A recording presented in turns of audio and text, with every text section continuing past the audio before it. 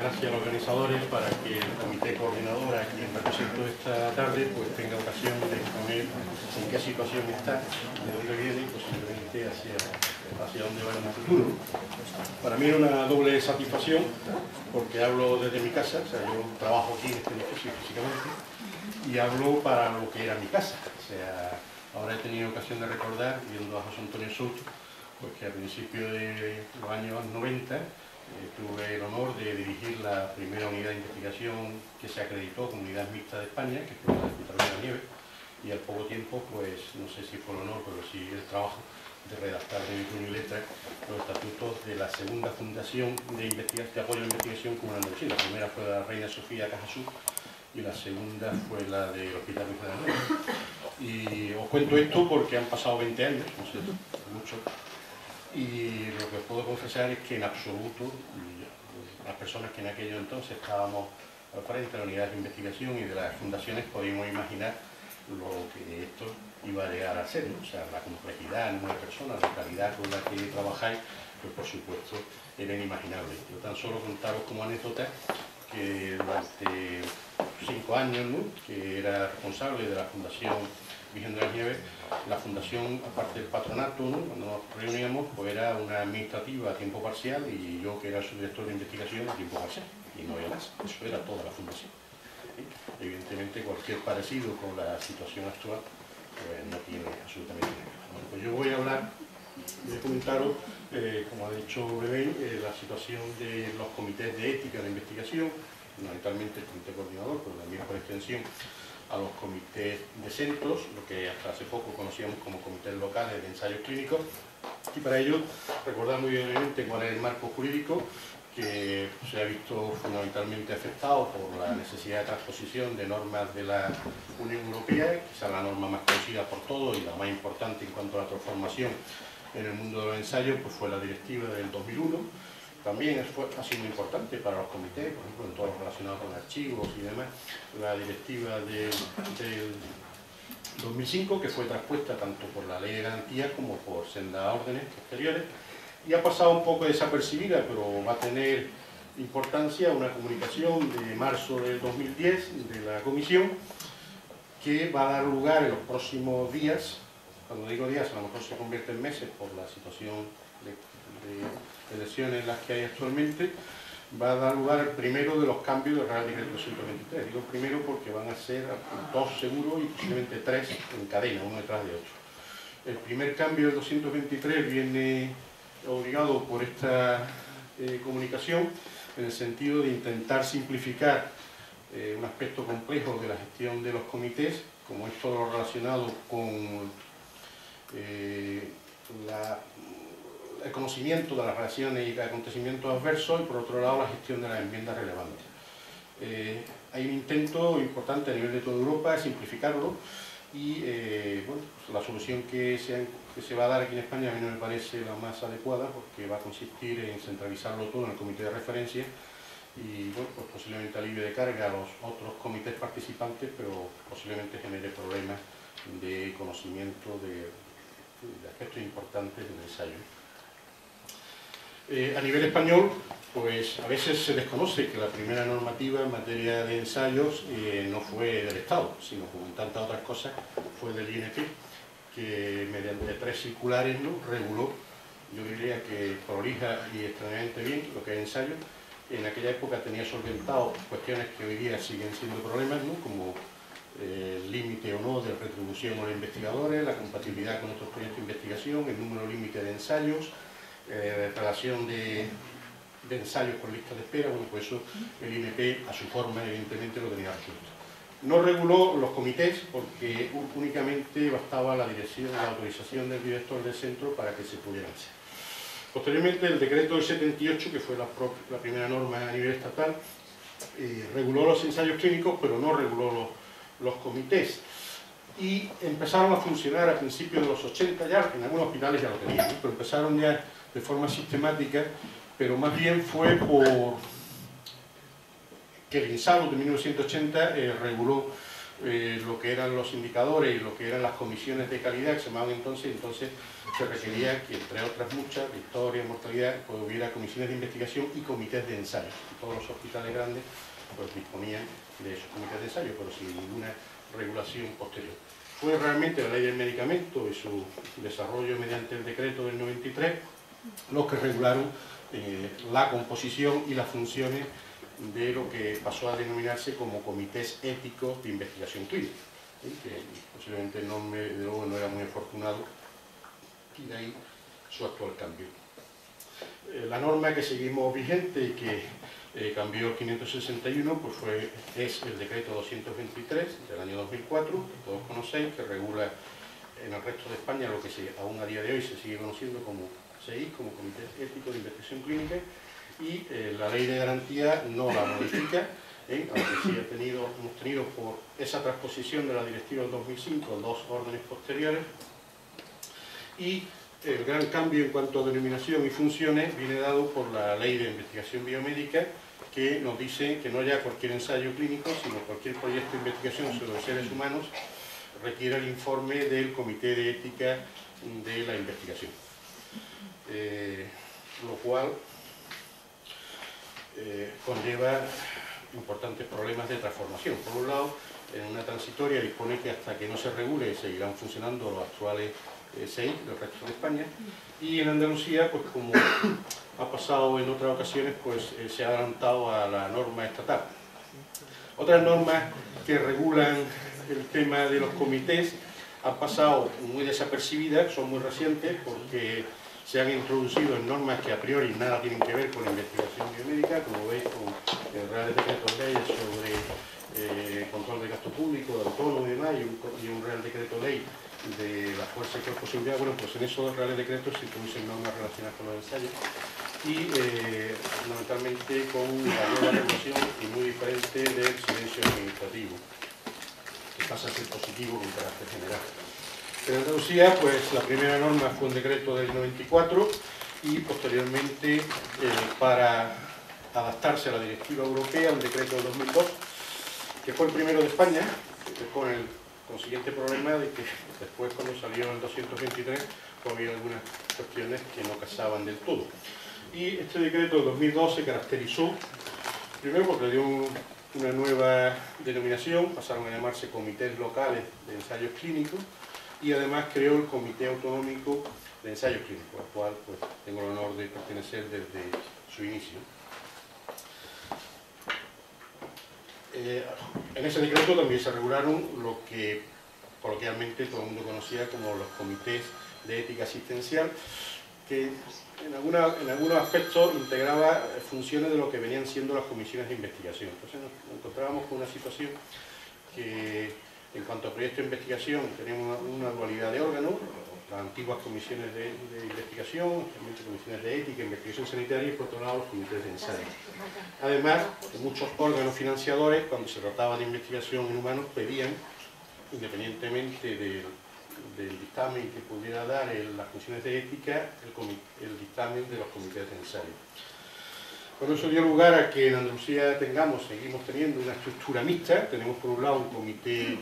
da lo mismo llamarle coordinador, autonómico, regional, como se quiere llamar. Esa es la misma situación que tiene Madrid desde el primer momento, coexistiendo con los comités locales, Madrid, también en el País Vasco, y ahora va a existir también esa situación en la Comunidad Valenciana. Ese modelo es totalmente diferente en comunidades donde han optado porque haya un solo comité para toda la comunidad, como es el caso pues, de Galicia o de Aragón, por supuesto La Rioja, Navarra, y totalmente diferente del modelo de Cataluña, donde no hay absolutamente ningún comité coordinador, ¿no? Ni autonómico, sino que cada centro sanitario tiene su propio comité. En Andalucía, el comité coordinador está adscrito a la Dirección General de Calidad, Investigación y Gestión del Conocimiento, y existe una distribución del trabajo en cuanto al comité coordinador y los comités de ética e investigación de los centros, que posiblemente se vayan modificando con el desarrollo de la reglamentación, que es común para todos los comités de ética y que viene del comité coordinador. De forma que el comité coordinador no solamente hace de ventanilla única, que quizás sea uno de los aspectos más importantes que se ha logrado, ventanilla única tanto de entrada como de salida de los promotores, sino que normativamente, y eso es así desde el 2002, aunque a veces encontramos en los hospitales que no se enteran o que siguen evaluando también EPAs, ¿no? El único órgano que puede dar los dictámenes a los EPAs en Andalucía es el comité coordinador, lo que era el comité autonómico. Y también se acordó que los ensayos de primaria, que no es imposible mantener, se vieran únicamente en el comité coordinador, lo que era el CAEC, y aquellos ensayos de especial complejidad o cuando afectara a más de 4 centros simultáneamente en Andalucía, pues para establecer un necesario criterio común, dejando a los comités de centros, o que eran los comités locales, obviamente aquellos ensayos que solamente afectaban a ese centro o aquellos que afectaban a 2 o 3, o en su caso 4 centros. Hemos pasado a lo largo del tiempo a una disminución de los comités de ensayos clínicos, yo sigo utilizando esa denominación, y algunos que dejaron de estar acreditados, y hemos pasado de el comité autonómico o coordinador actualmente más 15, la situación actual es que tenemos más 14,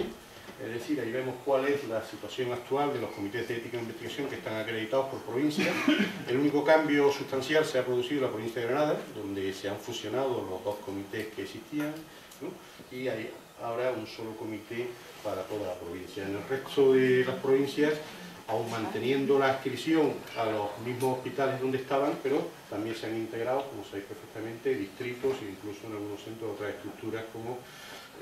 centros privados, ¿no? Hay que tener en cuenta, aunque no esté ahí, que el Ministerio de Defensa tiene un comité de ensayos clínicos a nivel central, que a veces se da, que pueden hacer ensayos en cualquiera de sus hospitales, incluyendo los que pueda haber en Andalucía, en Almar. Otro problema que nos encontramos es que, aunque no tienen comité, ni deberían hacerlo, instituciones penitenciarias a veces hacen ensayos, incluyendo en nuestra comunidad, pero en todas, sin contar con las autoridades de esa autonomía. Esto ya está en manos de la agencia porque funciona un poco como comité autónomo, pero no tienen comité autónomo, ¿no? La Dirección General de Instituciones Penitenciarias. No solamente, como hemos dicho, los comités de ética dictaminan la realización de los ensayos clínicos, sino también de los estudios post-autorización, y a partir de la nueva regulación, su transformación en comités de ética e investigación de todo tipo de proyectos de investigación en humanos. Da lo mismo que sean ensayos clínicos sin medicamentos, a que sean con productos sanitarios, a que sean estudios epidemiológicos de cohortes o de casos controles, estudios observacionales con o sin medicamentos, y aquí está el gran reto de las actuales comisiones de ética de la investigación, ¿no? Asumir esa carga de trabajo que va a ser muy importante y sobre todo ir protocolizando una panoplia enorme de proyectos que son muy diferentes, ¿no? Un ensayo de medicamento a lo que puede ser un estudio de caso y control. Al mismo tiempo se complica porque la agencia dio normas hace 5 años para diferenciar los distintos EPAs, ¿no? Según sean ligados a la autorización, el seguimiento prospectivo, etc. Y eso conlleva también una gestión radicalmente diferente de los EPAs en función de cuál sea su calificación, a la cual, por cierto, estamos todos obligados a respetar, aunque no siempre compartamos la calificación que puede haber dado la agencia. Estudios que podemos estar seguros que son en realidad un ensayo, pues si la agencia lo considera un EPA de seguimiento prospectivo o ligado a la autorización, pues tenemos que respetarlo y actuar en consecuencia. Bueno, y la situación actual viene dada por un decreto de finales del 2010, que hemos dicho que lo que hace es transponer en Andalucía la Ley de Investigación Biomédica, por cierto, antes que el resto del Estado, porque la segunda reforma del decreto 200, la tercera reforma del 223 vendrá por eso, porque la segunda va a venir derivada de la Unión Europea. A lo largo del 2010 se han ido estudiando la reforma de la directiva del 2001, por muchos aspectos que se han visto, sobre todo por parte de la industria, que no son correctos, ¿no? Que chirrían en cuanto a gestión, a los plazos, lo que ellos llaman burocracia, y vamos a tener, de hecho ya está redactado, conoceréis todos, ¿no? los borradores de reales decretos, ¿no? Que ya no es más borradores, ya sabemos cuál es el real decreto, en principio va a salir, esa modificación. Y la tercera vendría dada por la adaptación a la Ley de Investigación Biomédica y su transformación en comités de ética e investigación. Eso en el caso de Andalucía ya se ha hecho, y se crea el Comité Coordinador de Ética de la Investigación y los comités de ética asistenciales, que antes se llamaban locales y que ahora pasamos a llamar de centros sanitarios. Los objetivos y las funciones del Comité Coordinador, pues no, afortunadamente para nosotros no tengo tiempo de exponerlos con detalle, por lo cual tan solo diría que, como su nombre indica, pues tiene la función de coordinar al resto de comités. ¿Coordinar cómo? Pues dictando instrucciones, dictando procedimientos normalizados, y sobre todo una función que tenemos que hacer a partir de ahora es derivando a comités locales que se especialicen. ¿Por qué? Porque una de las funciones que hace el comité coordinador, lo que era el comité autonómico, es también dictaminar. Y esa función, que debiera haber sido secundaria, pues se ha comido a la función coordinadora. Esta es la carga de trabajo que tenemos. En la práctica no queda tiempo, es casi imposible, ¿no?, dedicarse a coordinar al resto coordinador cuando tenemos que asumir, ¿no?, el dictaminar multitud en ensayos que cada día son más complejos, como son los que presenta, ¿no?, la propia fundación. Y hará también una función, pues por supuesto seguirá asumiendo todas las funciones de ventanilla única y de gestión de panaquilla, es decir, en la medida en que se crea una herramienta común para todos los comités, y resolverá pues aquellas discordancias o aquellos desacuerdos que pueda haber entre los distintos comités, ¿no? Sabemos la composición, y los comités de ética de investigación de los centros, como he dicho, simplificando quizá excesivamente, asumen las funciones que eran de las antiguas comisiones de investigación y de los antiguos comités locales de ensayos clínicos. De ahí el reto de aumentar su carga de trabajo enormemente, como vamos a ver. Los acredita la Consejería de Salud por 4 años, tal como estaba hasta ahora. Y en Andalucía pues vemos que hay una evolución importante. Hombre, no solamente se ha aumentado el número de ensayos autorizados, sino también el tipo de ensayo. A mí personalmente no me gusta decir que hay más calidad de ensayo cuando son de fase 1, fase 2, fase 3 que fase 4. Creo que en absoluto la calidad la da la pertinencia o la justificación, no la fase. Los ensayos en fase 4 necesarios son igual tienen la misma calidad que un ensayo de fase 1. Pero en fin, lo que sí es cierto es que se produce una evolución importante y, como veis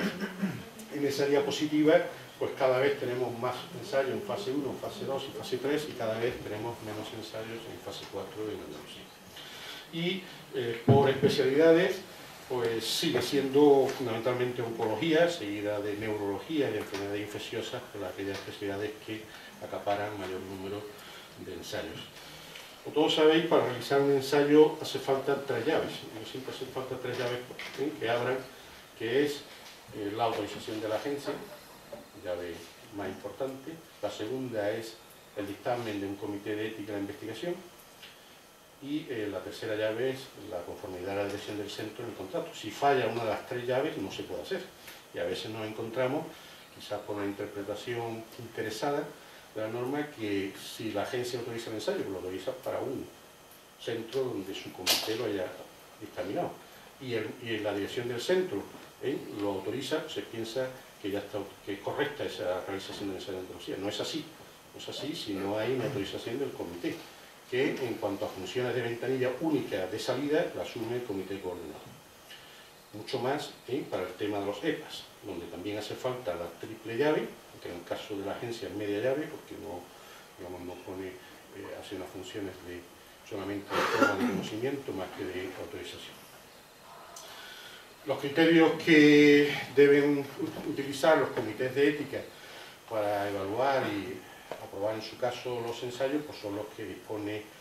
el 223, que yo creo que conocéis todos sobradamente, y que se basa pues en una mezcla de criterios, de una ponderación de criterios tanto metodológicos, estadísticos, científicos, éticos, legales, económicos, etc. Lo cual es una función a veces no fácil, y sobre todo que requiere equipos multiprofesionales, porque es imposible que una sola persona o un grupo de una misma profesión pueda asumir el conocimiento de todos esos aspectos que debe